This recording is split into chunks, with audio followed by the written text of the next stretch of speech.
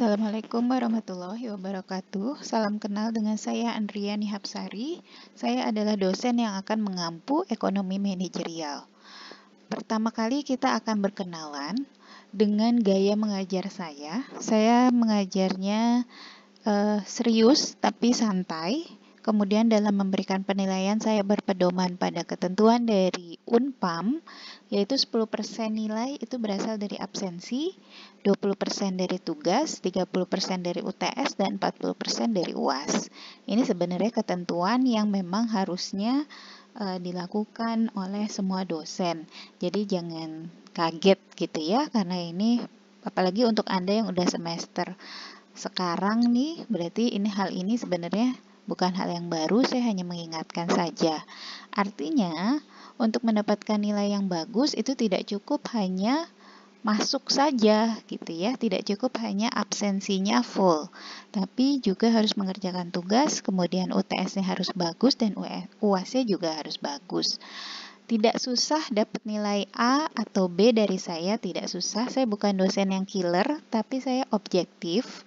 Artinya saya hanya memberikan apa yang kalian dapat. Ya.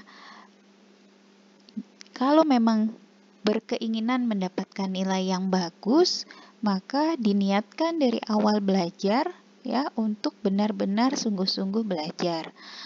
Membaca modulnya, mengerjakan tugasnya, forum diskusi di e-learning itu juga dimaksimalkan. Kalau pertanyaannya mudah-mudah, ya alhamdulillah Anda bisa mudah menjawabnya. Itu artinya memang saya ingin Anda mengenal hal-hal yang mudah dulu, gitu. Ketika UTS atau UAS, saya biasa juga memberikan kisi-kisi. Jadi sangat mudah untuk Anda memperoleh nilai yang bagus. Tapi kalau sudah diberi kisi-kisi, Anda tidak juga mempersiapkan diri, ya mohon maaf kalau kemudian dapat nilai yang tidak sesuai yang diharapkan ya. Itu bukan salah saya. Nah, kemudian untuk UTS dan UAS itu hari dan jamnya sudah ditentukan oleh pihak Unpam. Jadi, diusahakan untuk ikut pada waktu yang memang sudah ditetapkan. Tidak ada susulan dari saya, tapi jika memang berhalangan, silahkan ikut susulan, daftar melalui admin prodi, di mana susulan itu, ya mohon maaf, ada biaya adminnya lagi. Kemudian juga tidak ada perbaikan dari saya ya, karena udah mudah kan, udah dikasih kisi-kisi gitu ya, kadang dan lebih sering juga open book gitu ya. Kalau memang masih merasa kurang nilainya, silahkan ikut semester antara atau semester dulu kita menyebutnya remedial ya, jadi semester pendek, dan itu lagi-lagi daftar di admin prodi. Jadi tidak ada perbaikan dari saya, tidak ada tugas yang bisa menggantikan ujian. Ya, biasanya mahasiswa suka minta, Bu, ada nggak tugas yang bisa memperbaiki nilai ujian saya? Tidak ada, kalau dari saya tidak ada. Ya, jadi memang mahasiswa harus memaksimalkan ujiannya untuk mendapatkan nilai yang bagus.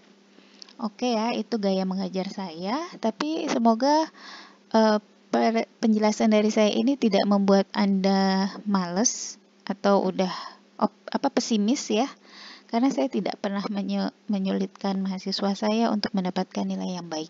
Saya hanya ingin memotivasi rekan-rekan semua untuk belajar dan memanfaatkan apa yang udah Unpam berikan.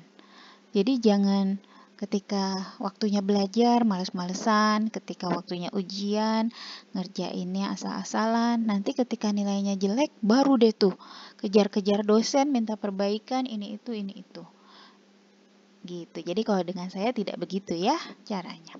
Oke, sekarang kita mulai. Di bab pertama ini saya akan memberikan pengantar tentang ekonomi manajerial. Secara utuh silahkan baca modulnya. Nah, ya. Kemudian apa yang saya tampilkan di video ini atau di PPT ini hanya ringkasannya saja. Jadi ekonomi manajerial itu seperti rangkuman ya. Di sini tuh kita nanti akan mengulang lagi apa yang dulu pernah kita atau kalian dapat di ekonomi mikro, ekonomi makro, kemudian matematika ekonomi, dan semua itu digunakan untuk memecahkan masalah bisnis. Ya, dulu di ekonomi mikro kita belajar tentang tingkah laku ekonomi individu. Ya, dulu masih ingat ada hukum permintaan, hukum penawaran, ya, kemudian bagaimana marginal konsumen individu. Kemudian di ekonomi makro kita bahas tentang output atau produksi, kemudian konsumsi, pekerjaan, investasi secara agregat atau keseluruhan. Jadi bukan mengenai individu tapi mengenai kumpulan individu-individu. Kemudian juga ada ilmu statistik, Anda sudah belajar, matematika ekonomi sudah belajar, dan juga ada ilmu administrasi seperti ilmu administrasi dan bisnis seperti akuntansi, keuangan, pemasaran, dan MSDM. Jadi buat apa sih?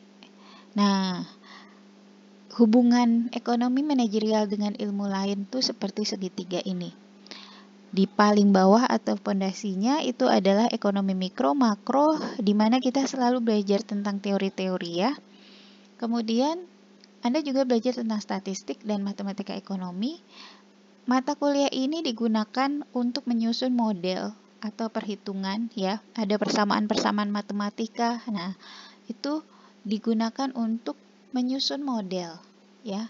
Nanti hasil dari model itu kita analisa hasilnya, kemudian digunakan untuk mengambil keputusan bisnis ya di segitiga yang paling atas.